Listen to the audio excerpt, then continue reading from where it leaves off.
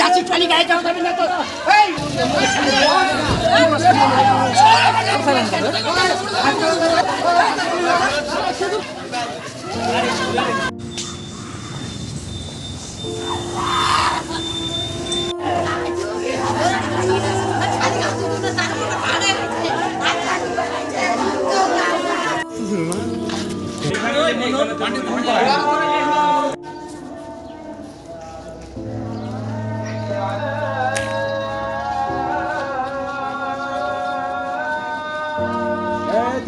aku tahu betul gawe.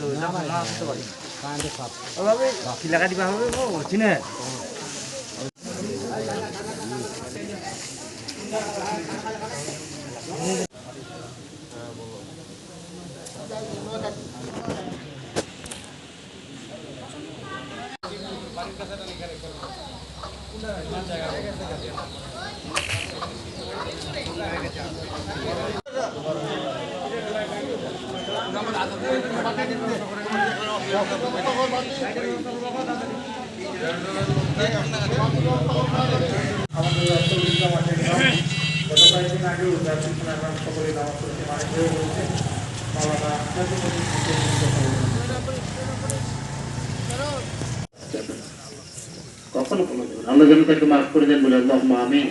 সবাই তো কষ্ট পাচ্ছে, আমাদের এক্স কাউন্সিলর ভাই যিনি হজে গিয়েছেন, আপনারা সবাই জানেন ওর চাচা উনি হজে গিয়েছেন, আল্লাহ যেন ওনার হজে মাবরুর কবুল করেন বলে আমিন।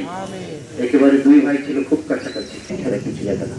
আমি আপনাদের দুটি আমল বলি, নামাজ ছেড়ে যাবো না। 2 নাম্বার, যারা কোরআন পড়তে জানি না, যখন কোনো ইম্পর্টেন্ট কাজে যাব, বাইরে যাব, কোরআনটার উপর হাত রেখে কোরআনটা নেড়ে চুমু খেয়ে বের হবো, পারবেন তো আপনারা? মরহুমের নিজ বাসভবনে তার জন্য দোয়া খায়ের আয়োজন করা হয়েছে। মরহুমের পরিবারের পক্ষ থেকে আপনাদের সকলকে দাওয়াত দেওয়া হলো আগামী শুক্রবার রাত 8টায় মরহুমের নিজ বাসভবনে মরহুমের জন্য দোয়া খায়ের আয়োজন করা হয়েছে। আপনাদের সকলকে মরহুমের পরিবারের পক্ষ থেকে দাওয়াত দেওয়া হলো।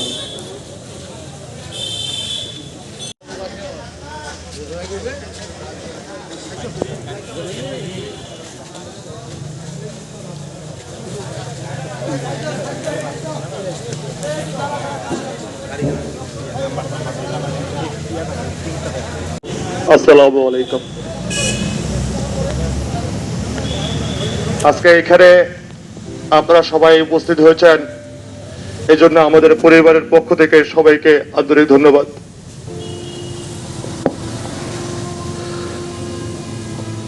আসলে আমি আজকে বড় একা,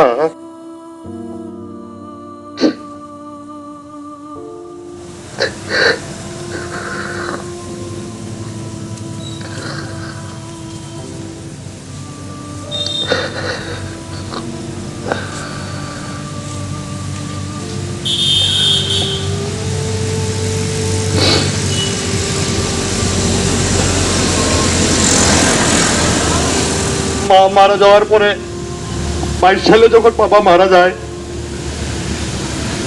তারপরে ভরসা ছিল ভাই আমার যেমনই হোক না কেন, মাথার উপরে তো আমার ছাতা আছে, আজকে থেকে আমার ওই ছাতাও নেই।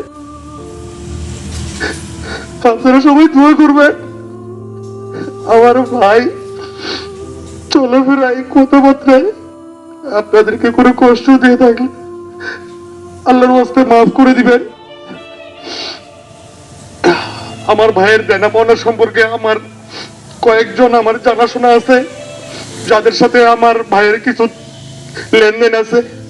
এর বাইরেও যদি আপনাদের কারোর সাথে যদি কোনো লেনদেন থেকে থাকে, আপনাদের যদি মাফ করে দেওয়া সম্ভব হয়, আপনারা আল্লাহর ওয়াস্তে মাফ করে দিবেন। আর যদি সম্ভব না হয় তাহলে আমি আছি, আমার বড় দুলা ভাই আছে, আমার জাঙ্গি চাচা আছে, আপনারা আমাদেরকে জানাবেন, আমরা আপনাদের টাকা যথাসাধ্য পরিশোধ করে দেব। আপনারা শুধু আপনাদের কাছে শুধু করজোরে অনুরোধ, আপনারা আমার ভাই এবং আমাদের পরিবারের জন্য দোয়া রাখবেন। আল্লাহ যেন তার সকল গুনাহ খাতাগুলোকে মাফ করে দেয় এবং তাকে যেন জান্নাতুল ফেরদাউস দান করে। এই বলে আমি আমার সংক্ষিপ্ত শেষ হচ্ছে। আসসালামু আলাইকুম।